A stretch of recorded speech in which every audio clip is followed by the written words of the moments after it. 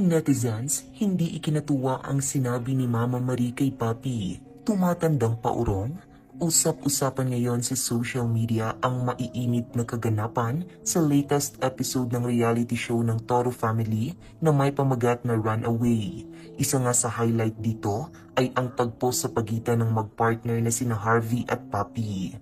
Sa latest episode ng reality show, mapapanood ang ginawang paglalayas ni Papi sa kanilang bahay matapos mapuno sa kanyang asawa na si Harvey. Hindi kasi nagustuhan ni Papi ang pagiging insensitive ng kanyang asawa lalo na't kakapanganak niya pa lamang.